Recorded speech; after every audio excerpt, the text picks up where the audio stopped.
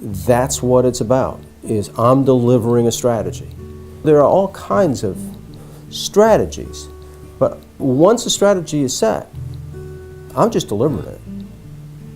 The art of photography is being able to see things in the world that other people don't see. There's a lot of different ways you can take what's in your mind and recreate that on a two-dimensional surface. But only a camera can capture that moment which other people pass up. And in so doing, provide a moment of illumination at some level for people. I think I'm an instrument. I think me with my camera, I'm capturing a moment that I saw and that I experienced, and I'm trying to bring that to other people. I can't think of anything more important than continuing the process of creating images, passing on a torch, so to speak, from generation to generation, is creating a network of historians to tell stories.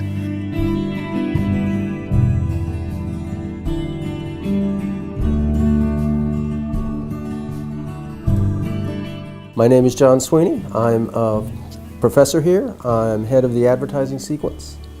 I got started at an agency then known as Foot, Cone & Belding. It was the second biggest in Chicago. And I started as a junior writer and worked my way up to creative director. I'm Jesse Kalischer. I'm a fine art photographer. I'm also president of the studio called Kalischer. My name is Don Young.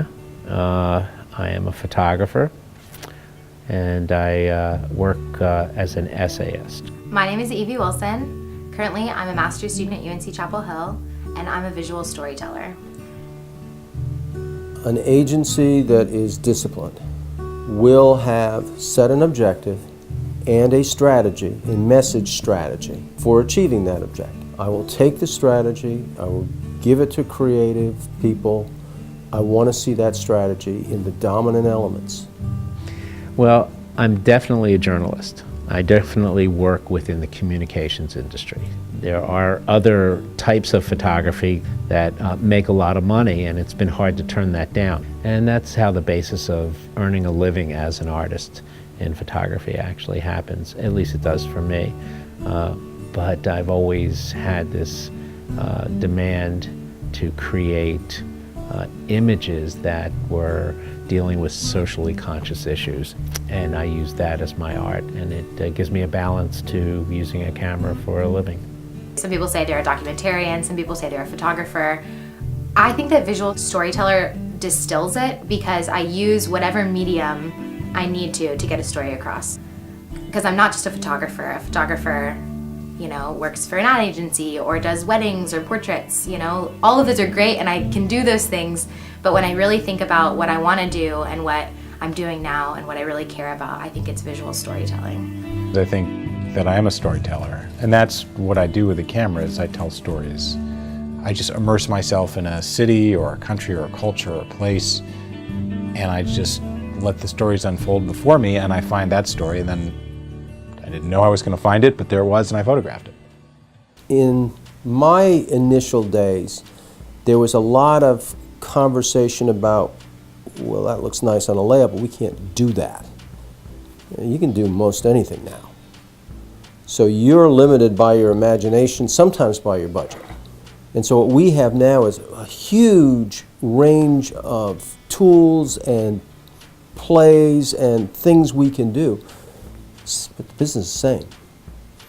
Photoshop obviously can do incredible things, but for my photography and for the art, I don't remove anything or add anything. We're simply playing with tone and texture in ways that you would have been able to were it negatives and you were working in the darkroom. I don't think any of that has changed in the 45 years or 50 years that I've been in the business. When I was in a dark room, if we had a highlight that was too white and it needed more gradation in the zone system, I would darken it up under the enlarger. Those systems are still in play today. I think the biggest rule of thumb is to not move any pixels. I never move a pixel. I think when you move pixels, you've created a situation that didn't exist. Whereas I think the hazy line comes for color correction. I think if I were to change someone's shirt from blue to red, that's lying. But if I were to change a situation that's from color into black and white because the lighting situation was confusing or distracted you from what I want to look at, that's okay. Now, I also need to earn a living. So when we take my photography and turn it to a commercial application, everything's fair game, right? So for a living, we create art for hotels on a daily basis. And if an interior designer wants to use one of my images and crop it and take out some element, whatever, I'm fine. I'm a businessman. Let's go to it.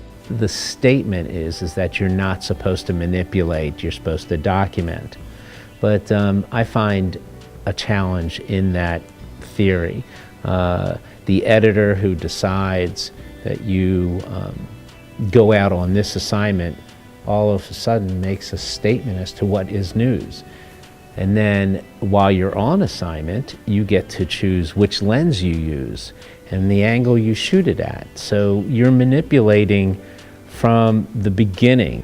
I think that you can be a documentary photographer because I think a lot of times you don't need, I mean, the context is the whole world, right? No one's gonna tell a story that's gonna encompass everything. You can't put everything into context, but I think you highlight situations and you highlight the context that's important to it.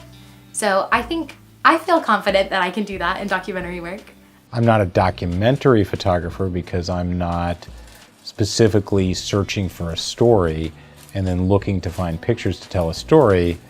I just find stories out in the world as I'm walking around with my camera that attract me and then capture those stories. I will change a photograph to create the image that I want it to say.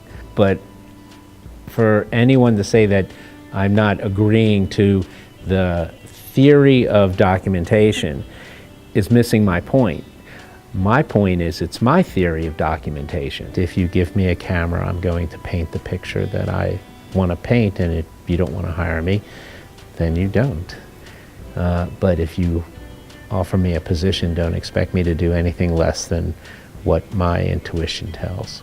We're humans, we make mistakes, we have opinions, we have point of views. So there's going to be a little bit of human error in that, but I think that's okay. I think, you know, I felt a certain way when I saw this happen, and you might not feel the same way. We're looking at the same thing. I want you to experience what I'm experiencing. You're using me and you're using my eyes and my lens, so I'm in it. I'm in every one of my images. An idea might be, we're going to do surreal Photoshop kind of things because no one else is doing it. Oh, that's cool.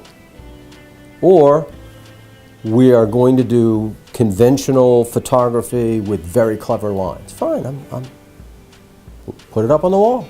Let's take a look. But when everybody's zigging, I want to zag. There are a lot of people and a lot of fine art photographers and people who are fine artists who use a camera like a canvas, and they're just painting. I shouldn't say just painting, but they're painting. They're setting an image, they're creating it, they're setting a stage, they're lighting it, they get it into Photoshop, and they do all sorts of different things to it because the story is in their mind, and they're just using the camera as a vehicle to create something that's in their mind. That's great. But to me, the art of photography is something completely different. The art of photography is being able to see things in the world that other people don't see. To walk down the street where you could walk down that street with 200 other people, and you're the only person who's going to see this one thing, and you're going to capture it. And then when everybody sees what you captured, they're all going to say, oh my goodness, how did you see that? I missed that. I come from a still background, so getting into video has been really fascinating to me because I feel uncomfortable as an editor sometimes because I choose an edit that curates your emotions. With a still, I take a picture and that's the moment. Whereas with film, I film for weeks and then I use things out of chronological order because I care more about the waves of the emotion. But it's interesting as an editor because I feel sometimes when I have all this footage, I've recorded everything that I know is important, but then I'm like going into this huge block of wood trying to carve something and it can be whatever I want it to be, which makes me feel really uncomfortable. So I think you really have to trust yourself and trust You know, I trust myself to tell a really good story, and I trust myself to tell the right story, I think is more important. I'm a storyteller. I tell stories on stage, I tell stories when I write, and I tell stories with my camera. So for me, the attraction of photography is you can tell a story in a single image. I'm not talking about a series, I'm talking about like a documentary collection. But a single image can tell a story. And that's just a thrill when you capture one image that can do that. When you're working with visuals, you're always on the ground. I can't do anything unless I'm with you, unless I'm experiencing what you're going through, unless I'm there. I think I tell a more accurate story when I'm there, not when I ask you how it was.